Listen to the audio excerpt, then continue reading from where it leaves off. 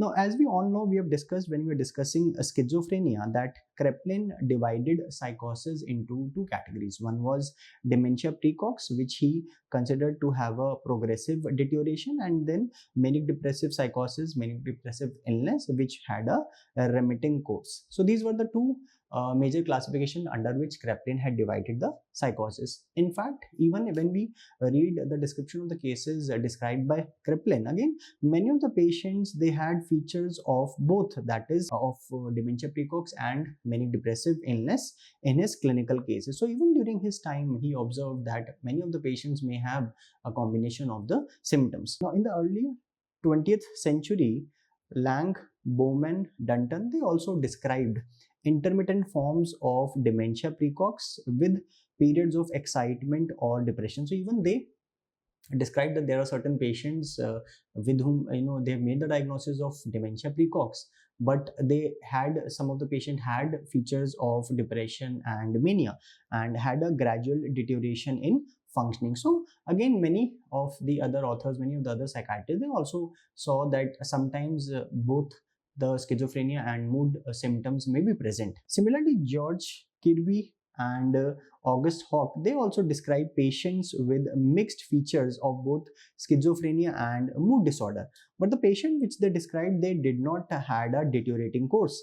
And in fact, they classified them into Kraepelin's manic depressive psychosis. So many of the authors, many of the psychiatrists, they found that some patient had a combination of schizophrenia and mood symptoms. Some considered it as more towards dementia precox classification in Kraepelin's classification, while some of the others, they considered it to be a manic depressive illness under Kraepelin's classification. Now, Bloiler, as we all know, he gave the term schizophrenia. He suggested that mood and schizophrenic symptoms can exist during the same episode, but he considered that it did not alter the diagnosis of schizophrenia. So Bloiler was also of the impression that these were more towards schizophrenia, and in fact he pointed out that these patients need to be observed for a long time to correctly differentiate schizophrenia from manic depressive psychosis. So eventually he suggested that in the long term, when we see these patients, then we are able to differentiate whether it is schizophrenia or whether it is manic depressive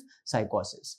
Now let's discuss Jacob Cassinin. Now, in 1933, he was the person who coined the term schizoaffective psychosis or schizoaffective disorder. Again, very important. Many times this question is asked in various entrance exams, that who coined the term schizoaffective psychosis or disorder. So it was Jacob Cassinin in 1933. Now, this term he gave to identify patients which had characteristic of both. So as from the name you can see, the term is a schizoaffective psychosis, schizoaffective disorder. So he identified patients having characteristic of both schizophrenia as well as mood disorders. Now this was basically based on his observation of 9 young patients which had a good pre-morbid functioning, and the symptoms were sudden onset of schizophrenic and mood symptoms were there, and he saw that these patients had a good outcome. Now in the long course, eventually he also said that basically these patients are schizophrenic in nature. Now he described these patients, usually they had a onset of that was sudden in onset, and often it occurred in the adolescent. Often a specific stressor may be preceded by the onset of symptoms. So these were some observations which he made.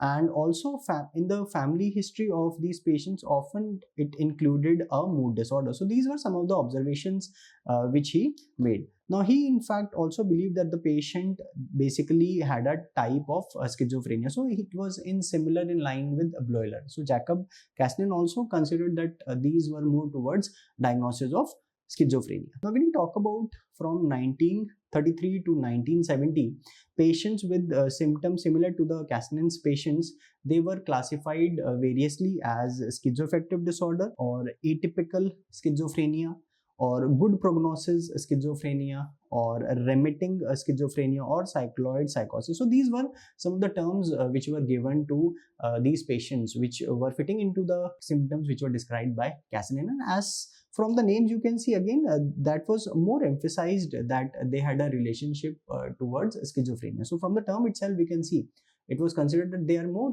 towards having a relationship with schizophrenia. Now when we talk about in the 1970s, the view about schizoaffective disorder, it gradually then shifted from schizophrenia to mood disorder. And there are two set of data which suggested that maybe more towards mood disorder. Now, one of the important data was that lithium showed improvement in mood disorder, and also it was seen that some cases of schizoaffective disorder also responded well with lithium. So this was one of the data which suggested that maybe it is more towards mood disorder rather than schizophrenia. Also, one important US UK study published in 1968 by John Cooper et al. Again, they showed variation in the number of patients that were classified as schizophrenic. It resulted from an overemphasis in the USA on the presence of psychotic symptoms as a diagnostic criteria for schizophrenia. So again, this observation led that many of the patients they may be misdiagnosed because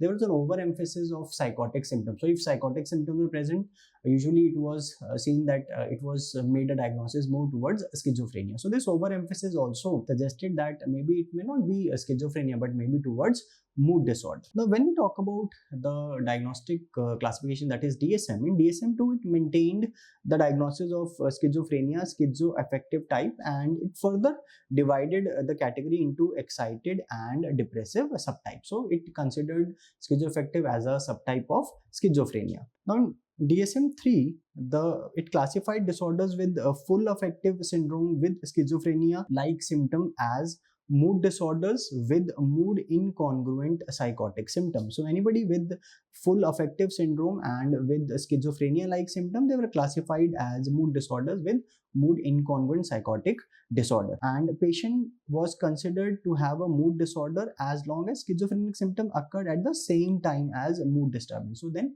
they considered it as mood disorder in DSM-3. Now, schizoaffective disorder, when we talk about in DSM-3, it was put in the psychotic disorder, not elsewhere classified. So it was kept under this category, and it was usually reserved for cases that did not clearly meet diagnostic criteria for schizophrenia or mood disorder. So again, it was more of a category when other diagnostic criteria were not getting fulfilled, then one would make a diagnosis of schizoaffective disorder in DSM-3. Now, when we talk about DSM-3R, the revised DSM-3, then it clearly, more clearly defined, and it specified that there has been delusion and hallucination for at least 2 weeks, but no prominent mood symptoms. So they more clearly defined schizoaffective disorder, and also the duration of all the episodes of mood syndrome has not been brief relative to the total duration of the psychotic disturbance. So two important clarifications which were made in DSM-3R was, one was they described that at least for 2 weeks the patient had delusions or hallucinations with no prominent mood symptom, which is also there in the current DSM-5 classification, and also that the duration of the mood syndrome is not brief. It is again in terms of the total duration, so it has to be substantial in terms of the total duration of illness. Now again, in DSM-4 the time frame of 1 month duration of schizophrenia symptom, which was as a part of the criteria that was laid. And in DSM-5, again, it elaborated on the duration of mood symptoms, and it said that symptoms for a major mood episode should be present for majority of the total duration of active and residual portion of the illness. So subsequently it elaborated that the duration of mood symptoms should be substantially present during the total course of illness.